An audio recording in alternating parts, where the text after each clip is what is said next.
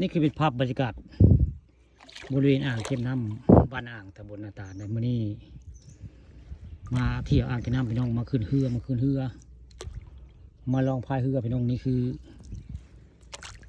เรือพายเรือพายบ้านอ่างตำบลนาตาลในเรือหาปลาข้าเจ้าได้นี่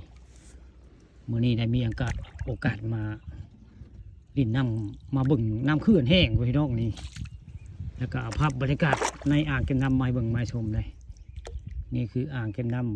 ำบ้านอ่างตำบลนาตาลอำเภอตะโงวมื้อนี้น้ำแห้งได้นี่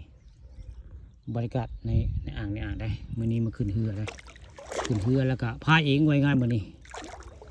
มาเบิ่งกับน้ำแห้งจะขึ้นมาตึกเหไว้ง่าย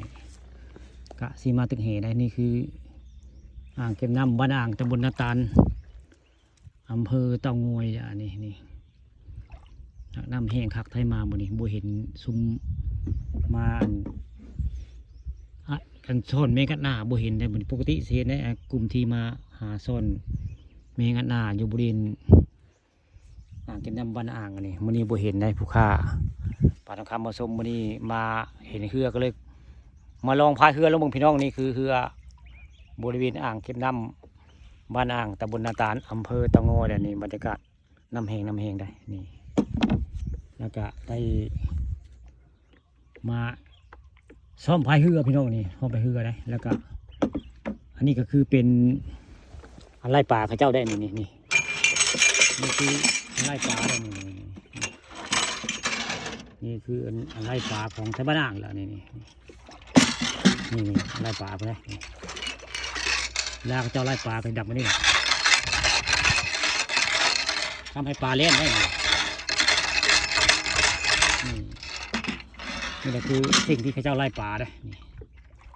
นี่คือเครื่องหากินข้าเจ้าได้นี่สลาแล้วปลากระสิเล่นทุกเมื่อนี่คือไล่ปลาของไทยนาคได้ผู้ฆ่าปันคำผสมมานี่มาบริเวณอ่างเก็บน้ำบ้านอ่างได้แล้วก็เอาภาพเครื่องหาปลาเขาเจ้ามาให้เบิ่งมาชมเลยนี่คือเครื่องไล่ปลาได้อันนี้เล็กไล่ปลากระเม็ดละนี่